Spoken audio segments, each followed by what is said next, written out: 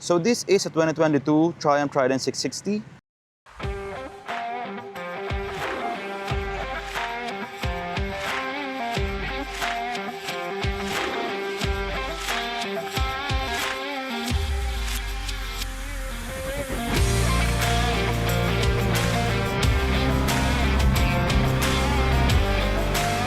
Grabe power, di ba?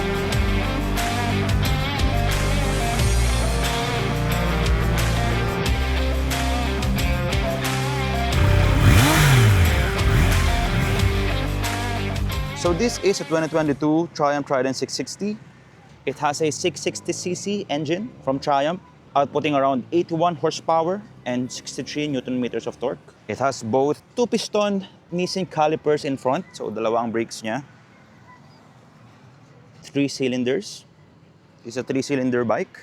I think most of you already know what the Triumph Trident is, and alam ko isa to sa mga pinakasikat na middleweight retro ngayon sa market. Okay, I'm 5'9", and ito yung tindigan ko pag sumasakay sa Triumph Trident 660. So yan, kung makikita nyo, I have both feet down, and medyo tiptoe ako. Very minimal lang naman, millimeters lang yung tiptoe. And I think kung hindi ako naka-boots ngayon, mas lalo akong naka-tiptoe. Pero as of now, yeah, medyo tiptoe. If I lift my other foot, and flat na flat talaga, bent na yung knee ko. Kung makikita nyo, naka-bend na to. And the seat height-wise, it's comfortable for Filipinos under like 5'9" hanggang siguro 5'4" or 5'5". Pero ang concern ko lang dito, if you ever na mas matangkad kayo sa 6, for example, like 6'2", 6'3", 6'6", and above kayo, masyado nang masikip yung position nyo dito sa bike. Pero para sa 5'9" guy, I think it's one of the perfect na size ng motor.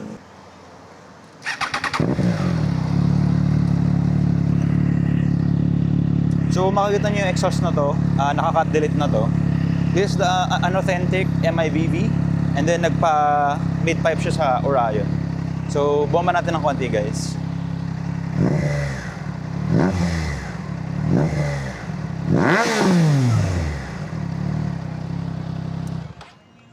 Trident has 2 riding modes, road and rain. Pero yung mga latest na generation ng Trident, meron na siyang tatlo, including the sport mode. Meron din siyang traction control and ABS. Pretty simple dash.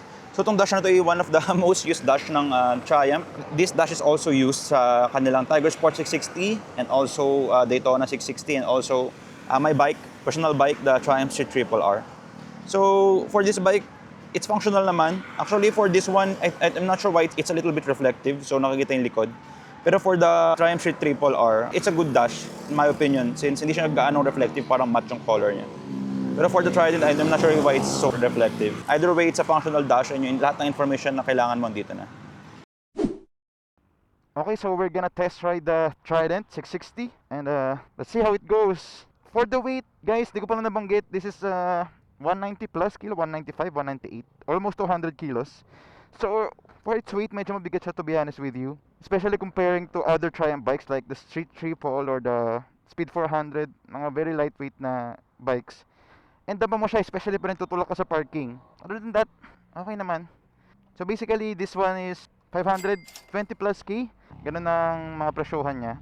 May iba-iba ka siyang variant, depende sa kulay eh. So this one is a 2022. Same price lang siya ng brand new, pero for this year, hindi masyadong madami pa yung text. So for this year, hindi mo pang ilagay yung quick shifter. Gusto mo magkaroon ng quick shifter. For the new Triumph Trident, yung quick shifter is standard na. You don't need to add an accessory anymore. And also for the new Trident, it already has 6-axis IMU. So ang lakas, diba? Sarap na sound, grabe. Iba talaga yung ano, guys, iba talaga yung sound ng triple cylinder. Telling you. Yung pagliko niya, yung handling wise, medyo stiff siya, to be honest with you, compared sa Street Triple. Pero kasi kung ikukumpara mo lahat sa Street Triple, medyo unfair kasi that's almost a track bike eh. Mahirap mag-compare sa kanya kasi parang track bike na yon, yung handling niya, handling wise. So for this one, it's bearable compared sa mga competition or competitors niya like the CB650. I think it has the same handling. Parang hindi naman siya noticeable. It doesn't have really the biggest difference. Hindi siya sobrang ganda, hindi rin siya sobrang pangit compared sa competitors niya. So again, this bike has 80 horsepower, and for a middleweight bike, I think 80 horsepower is perfectly fine. Since 80 horsepower is probably the sweet spot sa usable power sa city, makakabanat ka ng konti sa expressway. So for me kasi ang sweet spot talaga sa power is 80 to 120 horsepower. Lesser than that, masyadong mahina, parang masyadong mabilis ka magsasawa. Any more than that, and di mo na magagamit masyado, lalo sa Pinas. Ayos tong liko ni Kuya. Telling you about the handling again, okay naman siya. Yung preno, it doesn't have the best brakes out there, pero malakas siya. Yung feel lang medyo kulang lang yung feel. Pero as for the strength nung preno, malakas siya. Pero I guess dun sa master cylinder niya kasi, if you change this to like a radial master cylinder, mas maganda yung feel ng brakes na to. Pero since axial siya, medyo mas hindi siya dama masyado. Don't get me wrong guys an axial master cylinder is perfectly fine on the city, because you don't need that much feel anyway sa city. Pero pag magta-truck ka, yun lang dun na magkakatalo. Mas maganda pag naka radial master cylinder ka.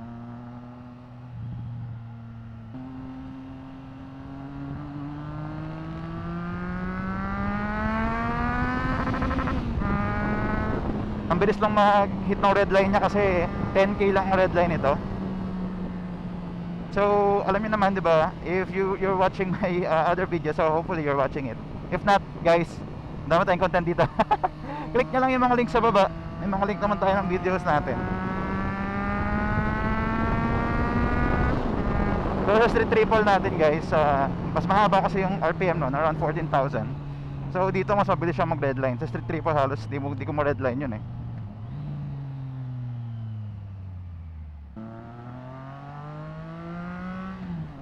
For the feel of the bike, it feels relatively well. Yung position ko, relax siya. So, if for example, pipikit ako, yung kamay ko andito, dito yung kamay ko, yan, dyan. So, yung position niya medyo close to like the relaxed position, very relaxed position. So, konti lang. So, may konting tilt yung back mo. Pero konting-konti lang guys, sobrang relax nito pag dating sa long ride. And for the 2025 Trident, so, mapapansin nyo, yun meron ng cruise control yun. Actually, isa yun sa pinakagusto ko sa 2025 Trident. Dito wala pa siyang cruise control. Pag long ride, medyo mas maganda yung 2025. Kasi ang laking bagay ng cruise control guys pag long ride, lalo pag sa motor.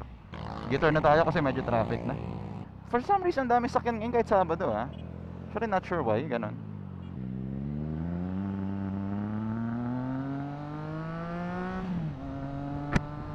For its exhaust, it has a Terminioni like muffler, pero I'm not really a fan of the mid pipe.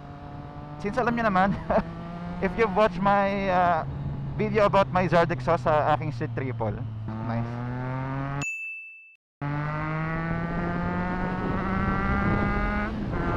Kita niyo diba yung tunog, tsaka yung pogi kasi, kaya pinagtitinginan talaga eh. Pero what I was saying was, yung exhaust niya, I'm not really a fan of it. Kasi custom tong mid-pipe nito sa Orion. Yes, you might say, Terminion ito, dapat maganda yung muffler niya. Pero the mid-pipe is like a custom exhaust. And medyo fueling niya, medyo hindi masyado maganda. Kasi ngayon nga, custom exhaust lang siya. Pero either way, okay naman siya. Medyo pagka pansin ko naman sa mga 2 to 4k RPM, medyo kumakadut-kadut ng konti motor dahil din sa fueling niya. Lalo pag steady lang yung throttle mo. Pag marangkada ka, hindi mo mapapansin yun eh. Pero kung steady yung throttle mo, kanyari sa traffic ka, hindi mo siya makaramdaman. Medyo ano siya, kumaganon-ganon yung motor.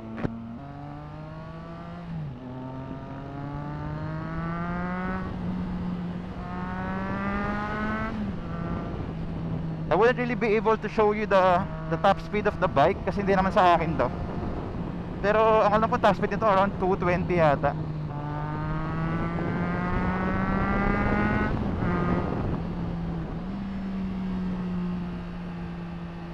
Handling wise guys okay siya sa corners.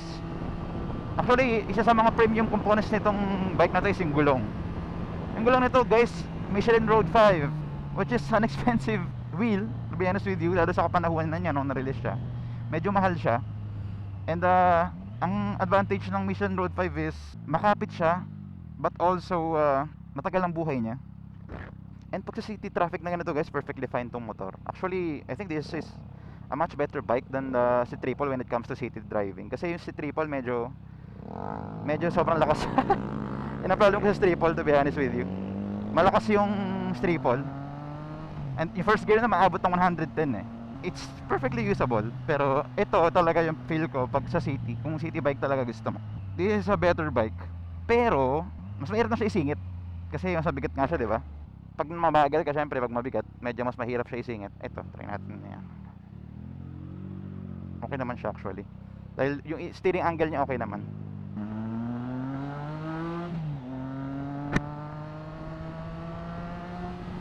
For the con of the bike, actually, may dalawa lang ko naiisip.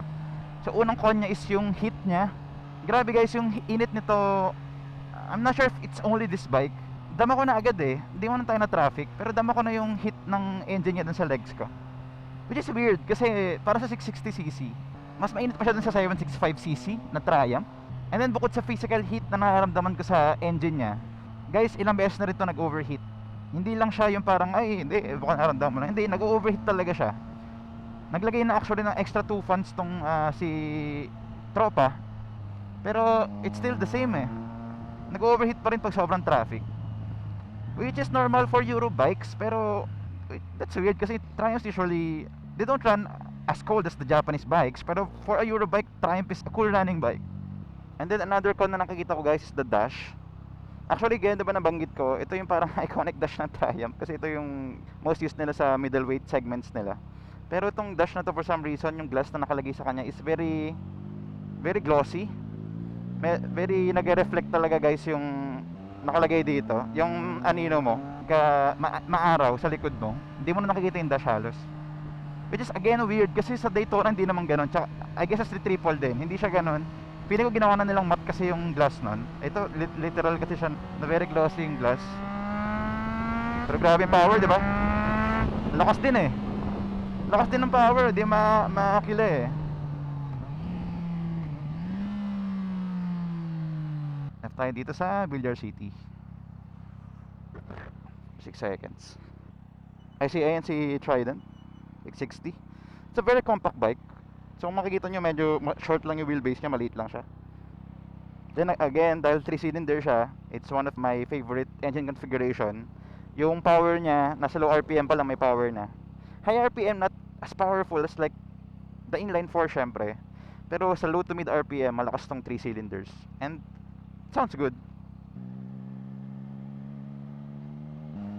So dito tayo sa Villar City. Hindi tayo mag-review. Ganda ng view, no? This bike is a really good bike. And lalo sa 2025 generation niya, pero madaming dinagdag. Another con for this bike guys is papakita ko sa inyo. Dito tayo, bababa muna tayo para mas makita nyo.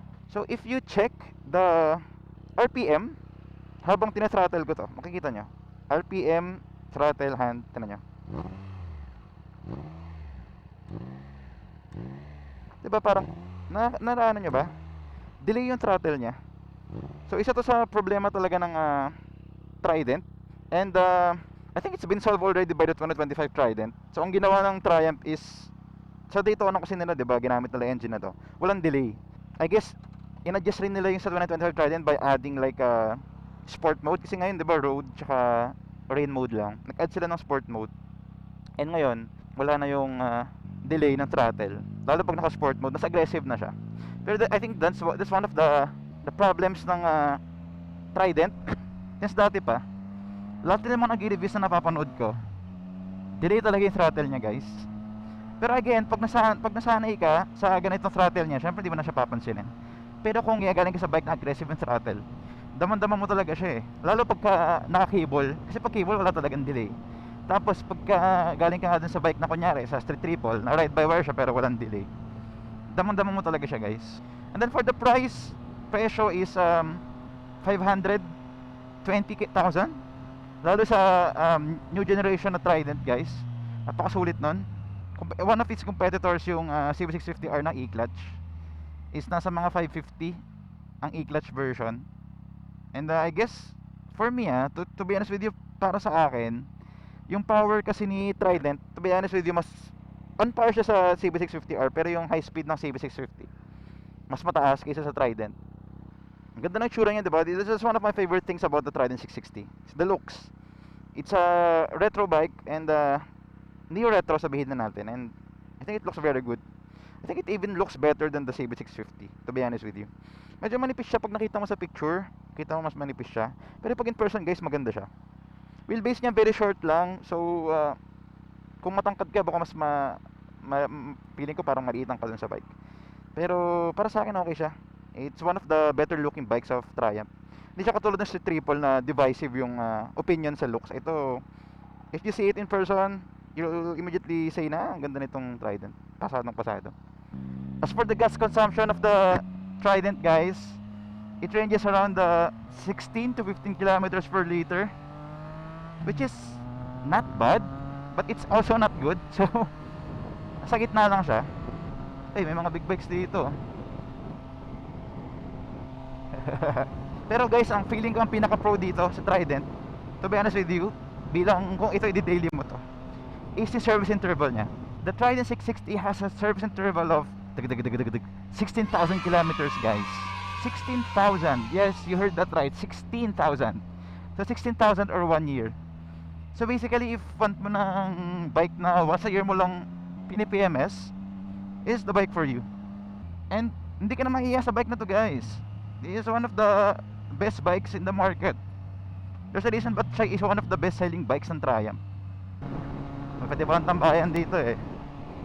Let's see. That's an XSR 700 and also an Eliminator. Kung tama pagkakakita ko. One of the retro boys. And naka-Trident 660 ako, so I'm included. Yes! Yes sir!